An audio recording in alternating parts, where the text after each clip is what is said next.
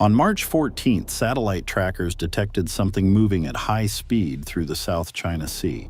Not a carrier, not a destroyer, an amphibious assault ship, USS Tripoli LHA-7.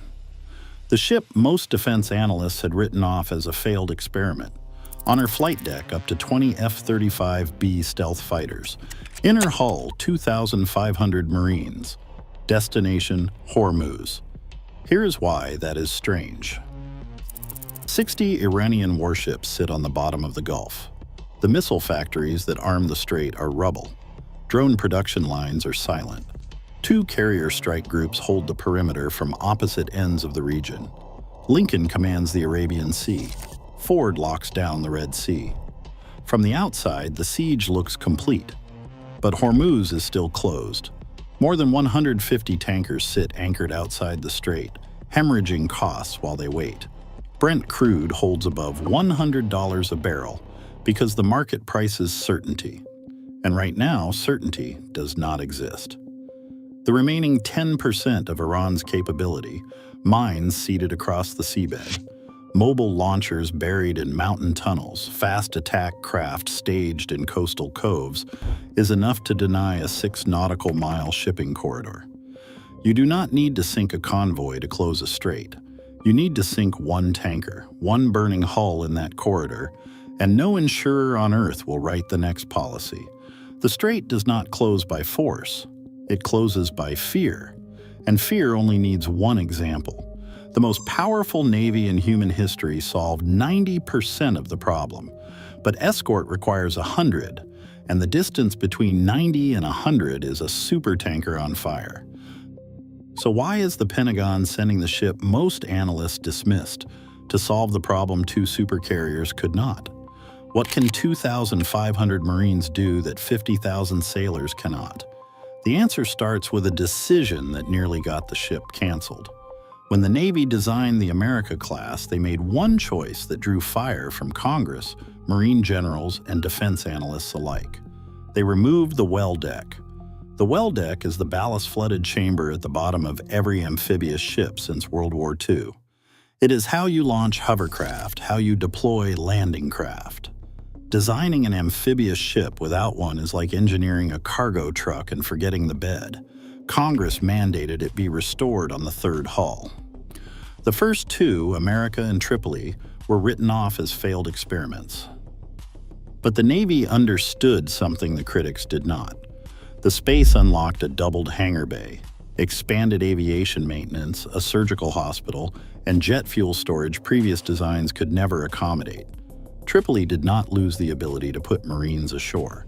It changed how, from the sea surface to the air, and in return it gained something no other amphibious ship possesses: the ability to operate 20 F-35B stealth fighters simultaneously.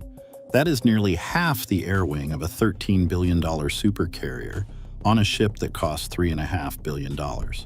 The ship they called a mistake turned out to be the most dangerous pocket carrier afloat. Now here is why that mistake is exactly right for Hormuz. Lincoln and Ford operate in the open ocean outside the Persian Gulf. Too valuable to risk inside the bathtub Iran spent 40 years turning into a kill box. That means no persistent air cover inside the strait. A jet launched from Lincoln at 500 nautical miles burns over an hour just reaching the shipping lanes. Time on station is measured in minutes before the jet turns back for fuel. That gap between takeoff and presence is where Iranian drones find tankers. Tripoli solves this with physics. At 44,000 tons and $3.5 billion, she is expendable enough in the Pentagon's risk calculus to operate close to Hormuz. Run the math. An F-35B launched from Lincoln at 500 nautical miles spends over an hour in transit each way, and only 40 minutes on patrol, so gaps are measured in hours. The same jet operating from Tripoli at 100 nautical miles spends 13 minutes each way. Time on station triples. The gap between patrols shrinks to minutes.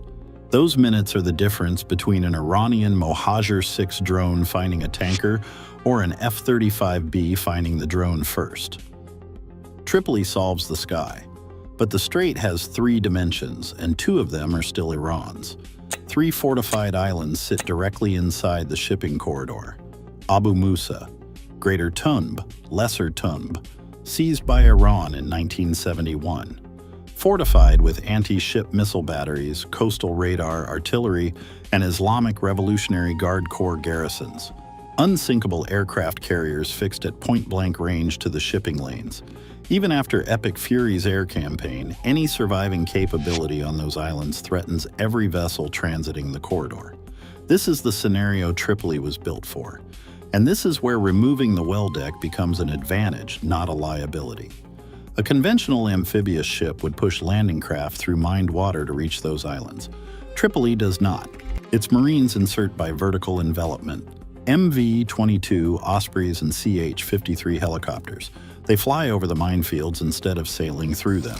Strike teams neutralize missile launchers and radar installations, then withdraw before the garrison mounts a counter.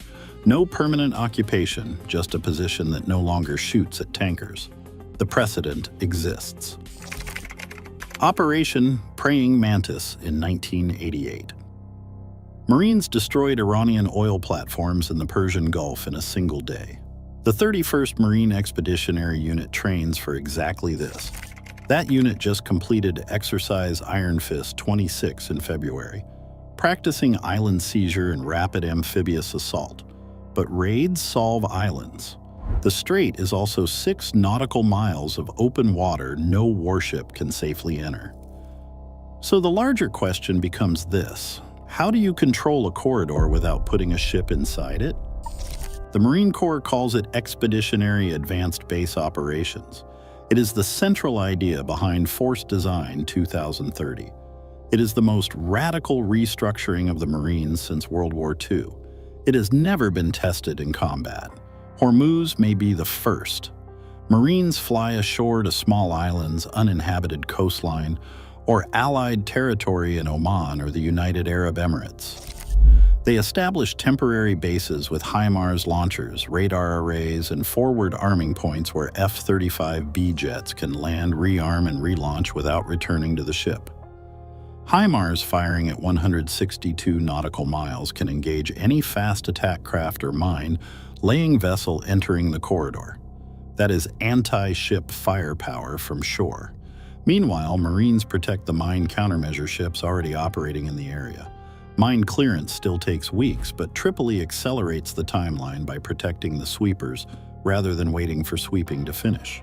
You no longer need warships inside the strait to control it. Now look at it from Tehran's side. For 40 years, Iran only prepared to counter threats from the sea, ships on the horizon. Iran mastered that equation: mines below the waterline, cruise missiles from shore, fast attack swarms in the shallows. The first 2 weeks of Epic Fury added a threat from the sky, but aircraft fly sorties and return to base. They do not stay. When Tripoli arrives, the equation gains a threat from the ground. Marines can appear on any island, any coastline, any Allied position along the strait, and Marines stay. Defend the islands and the coastline lies open. Fortify the coastline and the islands fall. Disperse across all positions and there is not enough force at any single point to stop anything. 3 responses, 3 failures. Iran built defenses against ships and aircraft, not against Marines who arrived by helicopter onto positions that were never supposed to be contested. That variable has never existed in Iran's coastal defense equation, and Iran cannot build a counter for it in weeks, not when its factories are rubble and its air defenses are silent.